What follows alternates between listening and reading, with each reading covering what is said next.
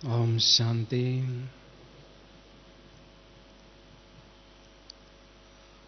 स्वस्थिति से परिस्थिति पर विजय प्राप्त करना। संगम युग में प्यारे बाबा ने हमें नई सतयुगी दुनिया बनाने की सेवा में मददगार बनाया है। राज्य रावण का है, मायावी संस्कार भी हमारे साथ हैं, और ऐसी पोजीशन में बाबा ने हमें ये सेवा दी है, तो वास्तविक है सेवा करते समय विभिन्न परिस्थितियां हमारे सामने आना, लेकिन हर रोज हम सभी परमात्म पालना ले रहे हैं, तो परमात्म पालना से हमारी जब स्वस्थिति शक्तिशाली बनती है, तो स्वतः ही आने वाली परिस्थितियों पर हम सहज विजय प्राप्त कर सकते हैं और अपने संपूर्णता के मंजिल की ओर अग्रसर हो सकते हैं। लेकिन आवश्यकता है शक्तिशाली स्वस्थिति बनाने की। स्वस्थिति में विशेष 3 प्रकार की शक्तियां सम्मिलित हैं। योग की शक्ति, ज्ञान की शक्ति और दिव्य गुणों की धारणा की शक्ति। इसी के आधार पर हमारी स्वस्थिति बनती है। तो पहली बात, प्यारे बाबा हमें अमृत वेले योग स्नान हर रोज कराते हैं, लेकिन अमृत वेले शक्तिशाली योगाभ्यास करने पर हमें विशेष ध्यान देना जरूरी है, क्योंकि हमारी आत्मा में जो भी विकारों के अंश हैं, वंश हैं, उन्हों को अगर हमें जड़ से समाप्त करना है, तो उसके लिए आवश्यकता है ज्वाला स्वरूप योगाभ्यास को बढ़ाने की। तो आत्मा रूपी बैटरी को चार्ज करते रहना और पुराने विकारों के अंशों को समाप्त करना और शक्तियों का स्टॉक जमा करते रहना, उसके लिए आवश्यकता है शक्तिशाली योगाभ्यास करने की। तो अमृत वेले हर रोज हमें दृढ़तापूर्वक बैठना है और बाबा को शक्तिशाली रूप में देखना है और स्वयं को भी मास्टर सर्वशक्तिवान आत्मा या मास्टर ज्ञान सूर्य आत्मा हूं, इस स्थिति में बैठना है। तभी ऐसी पावरफुल स्थिति की अनुभूति हम कर सकते हैं। क्योंकि देखा जाता है योगाभ्यास तो हम हर रोज करते हैं, लेकिन हमारे जो पुराने संस्कार हैं उनमें विशेष परिवर्तन नजर नहीं आता है। इसलिए आवश्यकता है शक्तिशाली योगाभ्यास दिन प्रतिदिन बढ़ाते जाना। और जो भी हम शक्तियां बाबा से प्राप्त करते हैं, उन शक्तियों का प्रयोग सारे दिन भर में अष्ट शक्तियों के रूप में हम यूज करते हैं, तो शक्तियों का स्टॉक धीरे धीरे बढ़ने लगता है। दूसरी बात है ज्ञान की शक्ति भी दिन प्रतिदिन बढ़ाते रहना,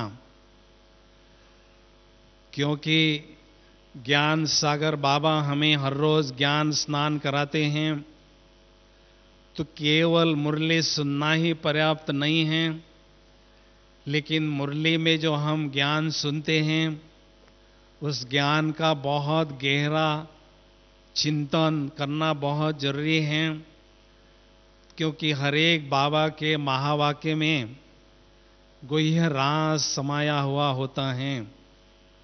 उस गुह्य राज को समझने के लिए आवश्यकता है मनन चिंतन करते रहने की, क्योंकि जब हमारे जीवन में उमंग उत्साह से भरपूर अनुभव करते हैं तो हमारी स्थिति शक्तिशाली बनती जाती है। तो विचार सागर मंथन करना ये हमारी हॉबी होना जरूरी है, क्योंकि ज्ञान रत्नों का व्यापार हमें करने के लिए ज्ञान रत्नों का स्टॉक हमारे पास होना जरूरी है, और मनन चिंतन के द्वारा विशेष हमारा आत्मविश्वास और साहस भी बढ़ता जाता है, दिन प्रतिदिन निर्भयता भी बढ़ती जाती है। तो सेवा में विशेष सफलता प्राप्त करने के लिए ज्ञान की शक्ति भी हमारे पास होना जरूरी है। जितनी जितनी ज्ञान की शक्ति बढ़ती जाती है उतनी उतनी निर्भयता हमारी बढ़ती जाती है। राजा महाराजा सतयुग में बनने के लिए सबसे पहला गुण है निर्भयता का। अगर ज्ञान की शक्ति हमारे पास नहीं होती है तो किसी न किसी प्रकार का भय हमारे मन में पनपने लगता है, लेकिन जैसे योग के बल का गायन है वैसे ज्ञान के बल का भी गायन है। तो ये दोनों बल दिन प्रतिदिन हमारे पास बढ़ते रहना चाहिए, तभी हमारी स्वस्थिति शक्तिशाली बनती जाती हैं। तो समर्पित भाइयों के पास ये मनन चिंतन करने की कला होना बहुत जरूरी है, क्योंकि सेवा केंद्र पर विभिन्न प्रकार की सेवाएं हमें मिलती रहती हैं, हमें करते रहना पड़ता है। इसलिए जैसा जैसा ज्ञान का बल बढ़ता है सेवा का क्षेत्र भी हमारा बढ़ता जाता है। तीसरी शक्ति है धारणा की शक्ति। ज्ञान से हमें युक्ति मिलती है, योग से हमें शक्ति मिलती है। युक्ति प्लस शक्ति इज इक्वल टू विकारों से मुक्ति और दिव्य गुणों की प्राप्ति। स्वस्थिति को शक्तिशाली बनाने के लिए जो भी हमारे में कमियां हैं, खामियां हैं, त्रुटियां हैं, उन्हों को हटाने के लिए भी योग की शक्ति की आवश्यकता है। और धीरे धीरे जब वो कमियां हटने लगती हैं तो दिव्य गुण जीवन में पनपने लगते हैं। तो दिव्य गुणों का ज्ञान ही होना पर्याप्त नहीं है, लेकिन उन गुणों को जीवन में धारण करना जरूरी है। अगर दिव्य गुणों की धारणा हमारे जीवन में नहीं होती है तो धार प्लस ना, जो ज्ञान की तलवार हमारी होती है उस पर धार नहीं होती है। अगर हम ज्ञान सुनाते हैं तो सुनने वालों पर उसका प्रभाव नहीं पड़ता है। इसलिए दिव्य गुणों की धारणा जीवन में बढ़ते रहना बहुत जरूरी है।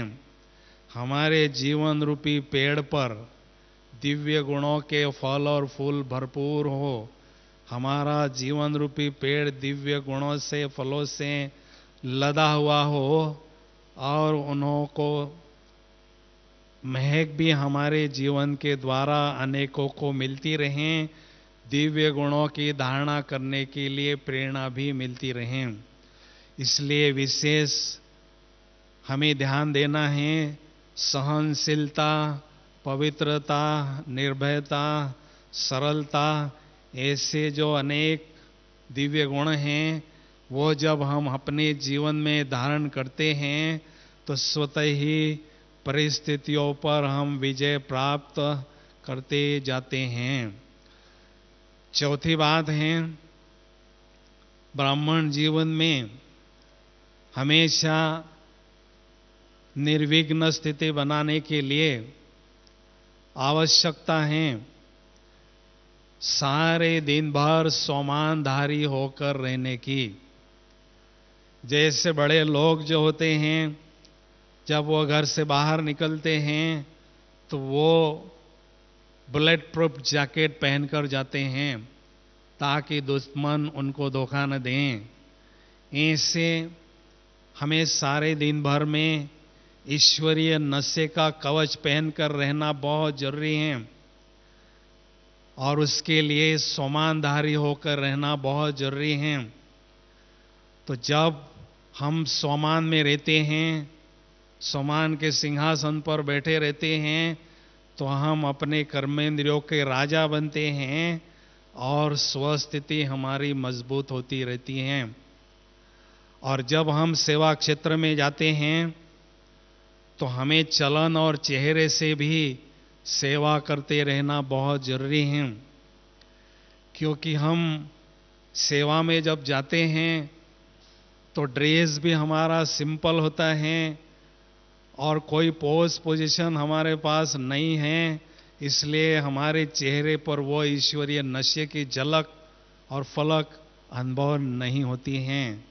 तो भले हम साधारण देखने के लिए हैं, लेकिन जैसे ब्रह्मा बाबा नंबर 1 आत्मा होते हुए बहुत सिंपल रहें, लेकिन सिंपल रहकर सैंपल बने और सारे विश्व के सामने एग्जाम्पल बने। तो हमें भी सेवा के क्षेत्र में भले सिंपल रहना है, लेकिन हमेशा हमारे चेहरे पर ईश्वरीय नशे की झलक और फलक अनुभव होती रहें, इस पर हमें विशेष ध्यान देना है। क्योंकि हम देखते हैं बाबा के जो बच्चे हैं वो मेजॉरिटी मिडिल क्लास या हायर मिडिल क्लास के ही बच्चे दिखाई देते हैं।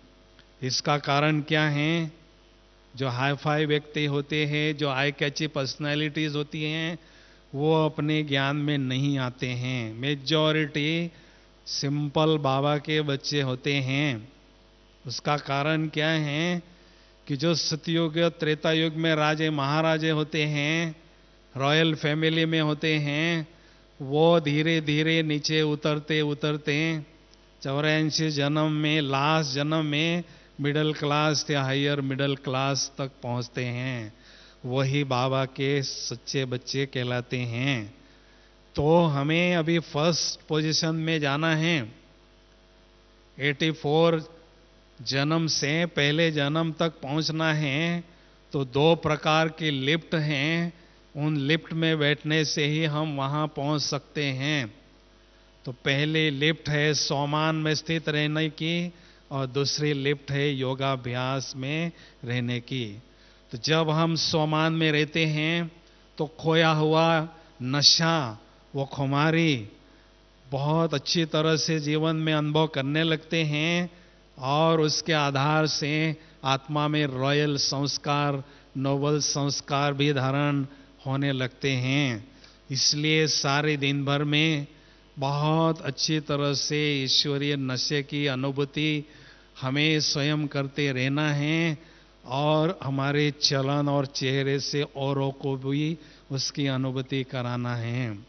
भले हम सेवा साधारण करते रहें, लेकिन हमारी स्थिति असाधारण हो, इस पर हमें विशेष ध्यान देना है।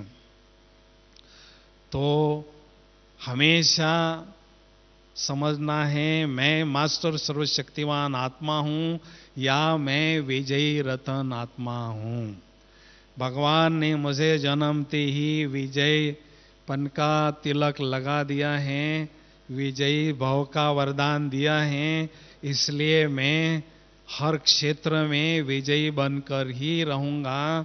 इसी नशे में हमें रहना है। तो स्वतः ही आत्मा में वो प्रतिभा, वो शक्तियां उभरने लगती हैं और जो भी हम कार्य अपने हाथ में लेते हैं उसमें हमें सफलता मिलती ही जाती है। सफलता हमारा जन्म सिद्ध अधिकार है, ऐसा हम अनुभव करने लगते हैं। तो युधिष्ठिर जो बाबा हैं वो हमें हर रोज ज्ञान का स्नान कराते हैं और योग का शक्तिशाली माजून खिलाते हैं और विजय भाव का तिलक लगाते हैं और युद्ध के मैदान में युद्ध करने के लिए जाने के लिए भेजते हैं। तो युद्ध के मैदान में जब हम रहते हैं, सेवा के क्षेत्र में जब हम रहते हैं, तो विशेष हमारे चेहरे पर ईश्वरीय नशा अनुभव होते रहना जरूरी है। पांचवी बात है, हमेशा स्वयं को दो बातों में व्यस्त रखना है, सेवा और सेवा। इन दो बातों के अलावा मुझे तीसरी बात के लिए समय नहीं है। या तो शिव बाबा की सेवा या शिव बाबा की याद, बस इसी दो बातों में मुझे व्यस्त रहना है। और सेवा के क्षेत्र में हम जब रहते हैं तो स्वयं को हमें खुदाई खिदमतगार, मैं आत्मा हूं, ऐसा जरूर समझना है। क्योंकि बाबा ने जो हमें सेवा करने के लिए और भाग्य बनाने के लिए गोल्डन चांस दिया है, उसका पूरा पूरा लाभ लेने के लिए हमें हमेशा खुदा के साथ मैं आत्मा मददगार हूं ऐसा समझना जरूरी है। खुदा से जुदा कभी भी अनुभव नहीं करना है। क्योंकि हम देखते हैं जो हमें सेवा देता है वो सेवा देने वाले का ध्यान भी हमारे मन में सदा रहता है। मान लीजिए कोई कंपनी किसी व्यक्ति को अमेरिका में सेवा में भेजती है, टाटा कंपनी भेजती है, तो व्यक्ति अमेरिका में भी सेवा करता है तो वो कंपनी कभी भूलता नहीं है कि इस कंपनी के लिए मैं यहाँ काम कर रहा हूँ, सेवा कर रहा हूँ। तो ऐसे ही खुदा ने हमें खिदमत बनाने के लिए ये सेवा दी है। तो सेवा क्षेत्र में सेवा करते हुए हमेशा खुदा की याद रहे, इस पर हमें विशेष ध्यान देना है। लेकिन सेवा क्षेत्र में रहते हुए सदा निर्विघ्न रहने के लिए हमें 3 सेवक हमारे साथ में सदा रखना है। कौन से 3 सेवक? धैर्य, शांति और स्नेह। ये 3 सेवक सदा हमारे साथ होंगे तो कभी भी हमारा किसी के साथ टकराव नहीं होगा और हमारे स्थिति का बिखराव नहीं होगा। इस पर हमें ध्यान देना है। परिस्थिति भाव स्वभाव के कारण भी आ सकती हैं, इसलिए विभिन्न भाव स्वभाव की आत्माओं के साथ रहते हुए सेवा निर्विघ्न करने के लिए ये 3 सेवक हमारे साथ सदा रहें, इस पर हमें ध्यान देना है। तो बाबा ने हमें ये सेवा का खिलौना खेलने के लिए जरूर दिया है, लेकिन सेवा के खिलौने में खेलने में ही मस्त नहीं रहना है। छोटा बच्चा जैसे खिलौने में ही खेलने में मस्त रहता है, वैसे हमें सेवा के खिलौने के साथ साथ खेलते रहना है। एक बात हमें अवश्य याद रखना जरूरी है, जैसी स्थिति वैसी स्तुति। हम बाबा के पास आए हैं अपनी स्थिति शक्तिशाली बनाने के लिए। सेवा तो एक बाबा ने साधन दिया है, लेकिन सेवा करते समय बाबा की याद में मस्त रहना है और स्थिति को शक्तिशाली बनाना है। इस पर हमें विशेष ध्यान देना जरूरी है। राम सीता में और लक्ष्मी नारायण में क्या अंतर है? राम सीता करोड़ों पर राज करते हैं, लक्ष्मी नारायण लाखों पर राज करते हैं, 9 लाख पर राज करते हैं। दोनों में अंतर क्या है? राम सीता की जो आत्माएं हैं वो उन्होंने संगम युग में बहुत सेवा की, लेकिन योग में वो कमजोर थे, माया से हमेशा युद्ध करते रहे, इसलिए उनको तीर कमान सौगात में मिल जाती हैं।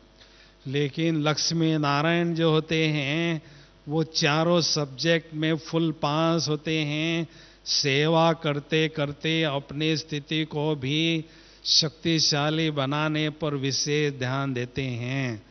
तो हमें स्थिति बनाना है, इस पर विशेष ध्यान देना जरूरी है। कई कहते हम सेवा केंद्र पर बहुत बिजी रहते हैं, हमें बैठकर तपस्या करने का चांस नहीं मिलता है।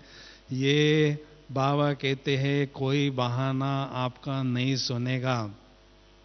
जिस परिस्थिति में बाबा ने आपको रखा है, उस परिस्थिति में रहकर आपने अपनी स्थिति कैसी बनाई, कितनी शक्तिशाली बनाई, उसी पर हमें मार्क्स मिलने वाले हैं। इसलिए सब कुछ करते हुए, सेवा करते हुए भी हमें स्थिति को शक्तिशाली बनाना ही है, इस पर विशेष अटेंशन देना है। कई समझते हैं कि ये जो परिस्थितियां, विघ्न आते हैं, ये क्यों आते हैं? अगर कोई परिस्थिति नहीं आवे तो अच्छा है, लेकिन परिस्थिति का आना या नहीं आना ये हमारे हाथ में नहीं है। लेकिन जो परिस्थिति हमारे सामने आती हैं, बड़े धैर्यता से उस पर विजय प्राप्त करना ये हमारा कर्तव्य है। कोई भी पत्थर जो होता है वो पूजनीय मूर्ति तब बनता है जिस पर बहुत हाथोड़े लगते हैं। तो ऐसे ही परिस्थिति रूपी जितने हाथोड़े हम आत्माओं को लगते हैं, उतना हम पूजनीय बनते हैं, उतनी हमारी स्थिति शक्तिशाली बनती जाती हैं। हिंदी कहावत है, ओसली में दिया सर तो मुसलों से क्या डर। जब हमने माया को चैलेंज दिया है तो विघ्नों से, परिस्थिति से हमें डरना नहीं है, उनको को हमें चुनौतियां देना है। कितनी भी कठिन परिस्थिति आती हैं, हमें रुस्तम बनकर उससे लड़ना है और विजयी मैं हूं और विजय मुझे पाना ही है, इसी दृढ़ता से उस परिस्थिति का सामना करना है, तो हमारी निश्चित विजय होती ही है। क्योंकि जो भी आत्मा में क्षमता होती है, प्रतिभा होती है, वो दृढ़ता के आधार से सारी जो सोई हुई शक्तियां हैं, सुसुप्त शक्तियां हैं, वो जागृत हो जाती हैं, और जब उनका प्रयोग कर्म जीवन में करते हैं तो हर परिस्थिति में हमें विजय मिलता ही है। ये कईयों का अनुभव है। तो परिस्थितियां, कई कहते हैं ये परिस्थितियां कब तक आते रहेगी?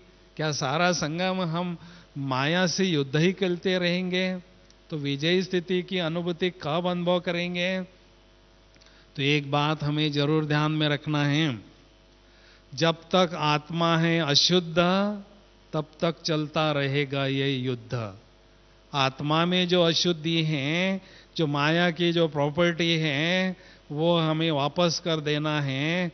जब हम उसको हटा देते हैं, वापस कर देते हैं, तो माया से युद्ध हमारा बंद हो जाता है। उसके बाद हम विजयी स्थिति का अनुभव करने लगते हैं, और विजयपन का जो नशा है हमारे इस चेहरे पर स्वतः ही छाया रहता है। विजयी रतन वो बनते हैं जिन्हों के जीवन में, जिन्हों के चेहरे पर विजय का नशा हमेशा छाया रहता है। इसलिए मैं विजयी आत्मा हूं, इसी सोमान में हमें सदा रहना है, विघ्नों से नहीं घबराना है। क्योंकि विघ्न ही हमें आगे बढ़ाते हैं, पेपर ही हमें आगे के क्लास में ले जाते हैं, हमारा प्रमोशन कराते हैं। इसलिए जो होशियार विद्यार्थी होता है वो पेपर का आह्वान करता है, और जो कमजोर विद्यार्थी होता है वो पेपर से, विघ्नों से डरता है। इसलिए मैं होशियार विद्यार्थी हूँ, बहुत अच्छी तरह से ज्ञान और योग की मेरी तैयारी रहती है, विजय मेरा जन्मसिद्ध अधिकार है। इसी स्थिति में हम सदा रहें, क्योंकि ज्ञान और योग के जो पंख हैं, आत्मा रूपी पंछी के, ये जो पंख जितने मजबूत होते हैं उतनी ऊंची उड़ान हम उड़ते हैं। जब ऊंची उड़ान उड़ने लगते हैं तो बड़े बड़े समस्याओं रूपी पहाड़ भी बहुत छोटे लगने लगते हैं और बड़ी सरलता से उनको हम पार करते जाते हैं। जैसे एरोप्लेन में हम उड़ते हैं और खिड़की से नीचे देखते हैं तो बड़े बड़े पहाड़ भी बड़े छोटे नजर आते हैं और उनको पार करते हुए हम आगे ही आगे बढ़ते जाते हैं। इसलिए उड़ती कला में हमें उड़ते रहने का अभ्यास करते रहना है। ये जो पंख बाबा ने हमें लगाए हैं ज्ञान और योग के, माया इन पंखों को कमजोर करने का प्रयास हर संभव करेगी, लेकिन ये पंख हमें हर रोज शक्तिशाली बनाते जाना है। क्योंकि जो भी बाबा के समर्पित बच्चे हैं उन्हों को भविष्य में मनसा सेवा बहुत करनी होगी। बाबा ने 2 वर्ष पहले कहा है, वाचा कर्मणा सेवा कर ली सो कर ली, बाद में करना चाहेंगे तो भी नहीं कर सकेंगे, केवल मनसा सेवा का ही बोलबाला चलेगा। इसलिए मनसा सेवा करने की क्षमता वही रख सकेंगे जिन्हों की स्वस्थिति शक्तिशाली होगी। पवित्रता की शक्ति और योग की शक्ति जिनकी मजबूत होगी वही मनसा सेवा, बेहद की सेवा करने का संभव क्षमता उनमें होगी, तो वही वो सेवा कर सकेंगे, होलसेल स्पिरिचुअल बिजनेस कर सकेंगे। क्योंकि जैसे जैसे परिस्थितियां बिगड़ती जाएगी मनसा सेवा करना बढ़ता जाएगा। और विशेष जो समर्पित बाबा के बच्चे हैं उन्हों से बाबा ये आस जरूर रखते हैं, क्योंकि सेंटर का जो वायुमंडल है उसका लाभ आपको मिलता है, तो सेंटर के वायुमंडल का लाभ लेते हुए, सेवा करके दुआएं लेते हुए हमें स्थिति को शक्तिशाली बनाना है और शक्तियों का स्टॉक जरूर हमारे पास बढ़ाना है। क्योंकि शांति और शक्ति चाहने वाले आपके पास बहुत आएंगे और मनसा के द्वारा आपको उनकी बहुत सेवा करनी होगी, और चलन और चेहरे से भी बहुत सेवा आपको करनी होगी। इसलिए स्थिति मेरी शक्तिशाली मुझे बनाना है, इस पर हमें खास ध्यान देना है। क्योंकि विशेष सेवा के क्षेत्र में जैसे बाबा ने कहा, माया से बॉक्सिंग कब होती है, माया से युद्ध हमारा कब होता है, जब हम देह रूपी बॉक्स समझते हैं बजाय आत्मा रूपी हीरे के, और दूसरे को भी देह रूप से देखते हैं, तो माया से हमारी बॉक्सिंग शुरू होती है।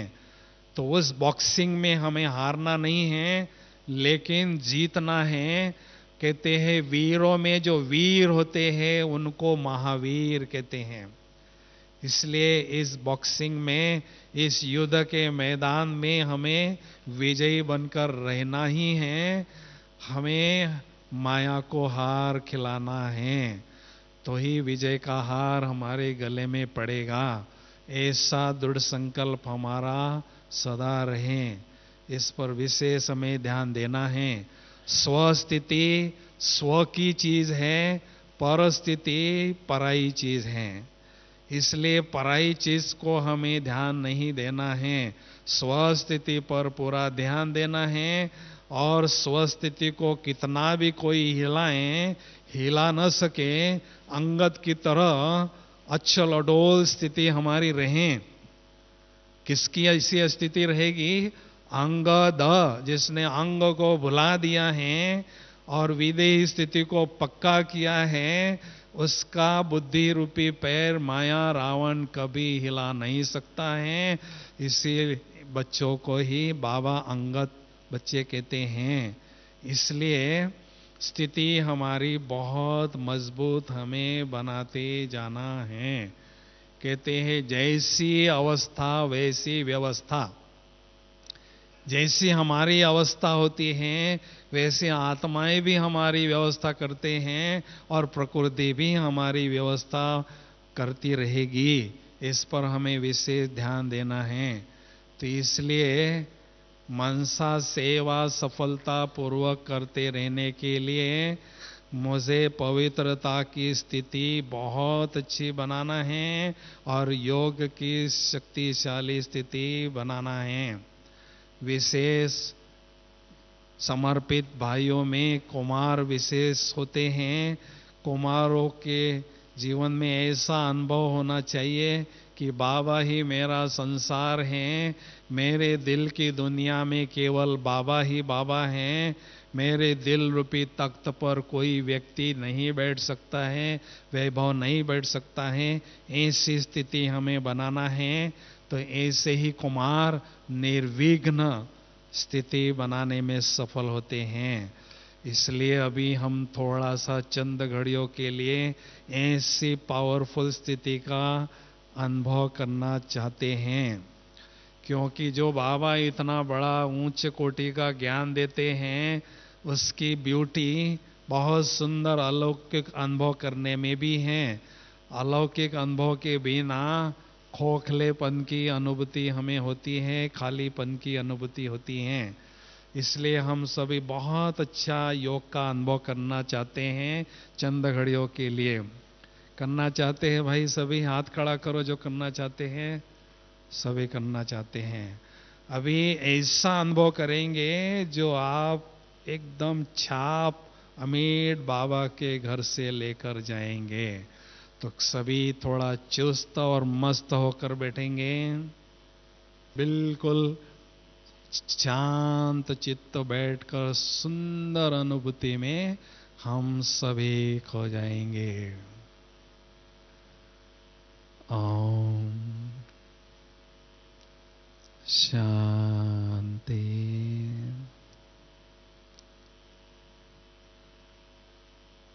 इस देह रूपी पवित्र मंदिर में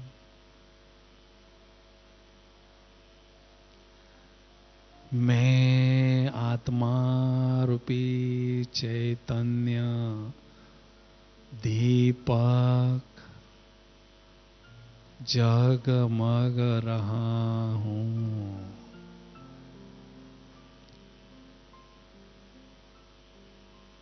मुझ आत्मा रूपी चैतन्य दीपक से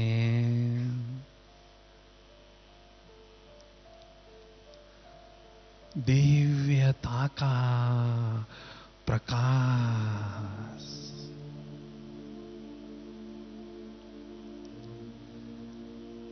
दिव्यता की रोशनी चारों ओर फैल रही है।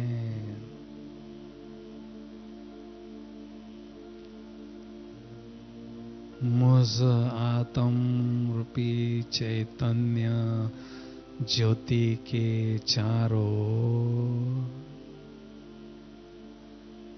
सुंदर आभा मंडल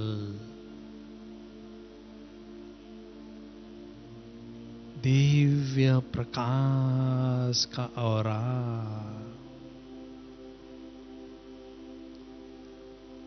अनुभव हो रहा है।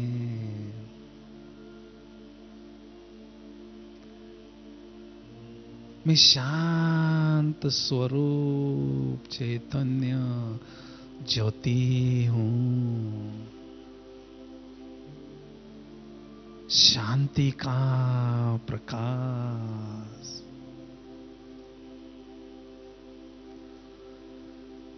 शांति की किरणें चारों ओर फैल रही हैं। परम शांति की अनुभूति हो रही है।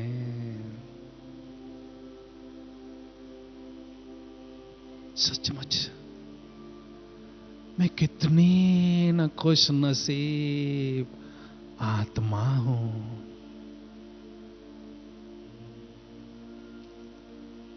जो स्वयं के सत्य स्वरूप को, निराकारी स्वरूप को, बिंदु स्वरूप को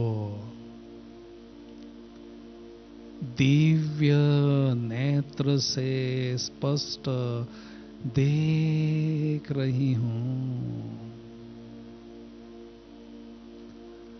और अनुभव भी कर रही हूं।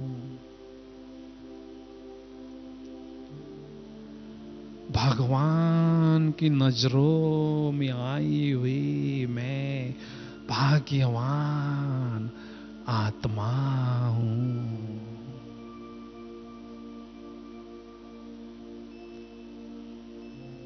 स्वयं भाग्य विधाता भगवान हर रोज मुरली में मेरे भाग्य के गीत गाते थकते ही नहीं हैं।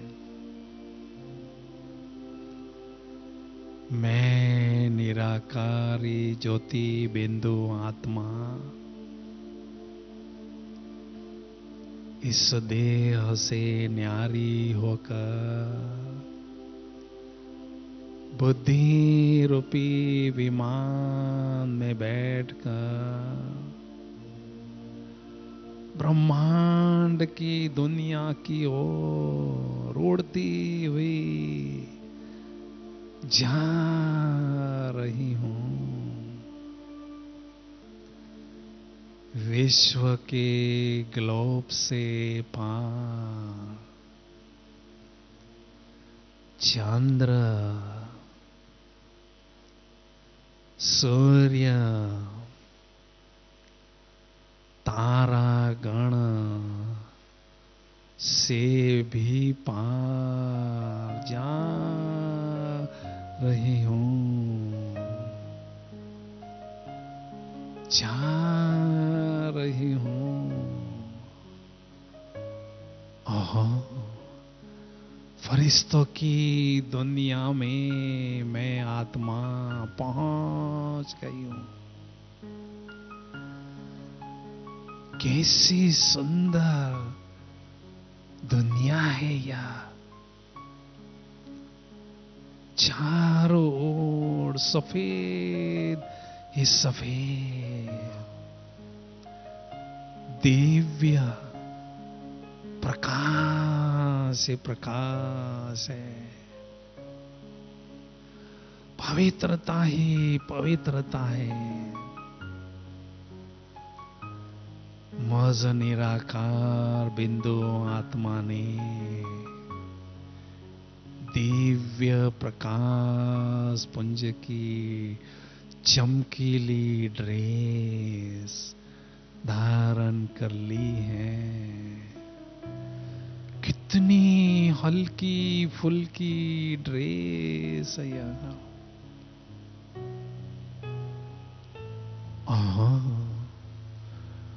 फरिश्तों के शहंशाह प्यारे ब्रह्मा बाबा अपने संपूर्ण फरिश्ता स्वरूप में मेरे समक्ष विराजमान है। अति मीठे शिव बाबा भी उनके भ्रुकुटी में चमकते हुए दिखाई दे रहे हैं। बाबा मुझे अति स्नेह भरी दृष्टि दे रहे हैं।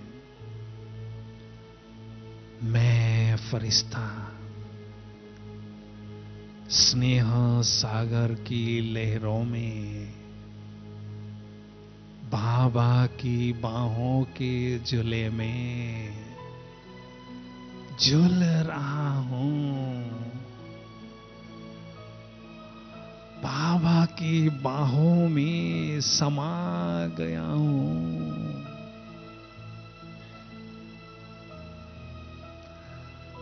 परम आनंद की अनुभूति हो रही है।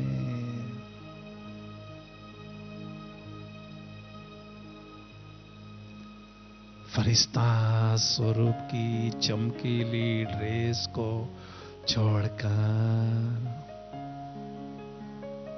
मैं निराकारी बिंदु आत्मा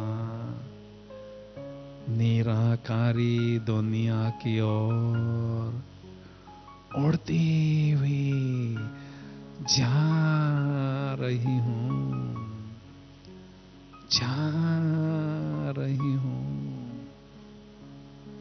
निराकारी दुनिया में पहुंच गई हूं। कितनी न्यारी निराली निराकारी दुनिया है यह। चारों ओर सुनहरी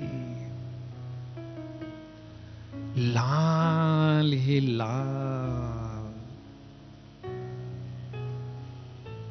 दिव्य प्रकाश से प्रकाश है। शांति ही शांति है। कितना प्यारा है यह मेरा स्वीट साइलेंस होम।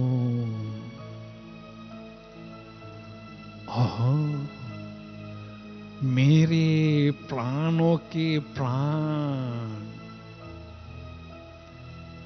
मेरे प्राण आधार, मेरे प्राणेश्वर सत्यम शिवम सुंदरम प्यारे शिव बाबुल मुझ आत्मा के समक्ष विराजमान है। मैं आत्मा दिव्य चक्षु से बाबा की सुंदर छवि को निहार रही हूं। बाबा मेरे नैनों के नूर बन चुके हैं। मेरे दिल की दुनिया में मेरे दिलाराम बाबा ही बाबा है। बस बाबा ही बाबा है। बाबा ज्ञान सूर्य है।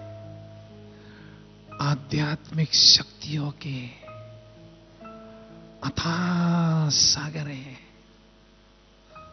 हजारों सूर्यों से शक्तिशाली है। ज्ञान सूर्य शिव बाबा से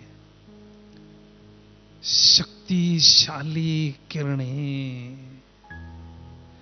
तेजस्वी किरणें निरंतर मुझ आत्म ज्योति पर पड़ रही है।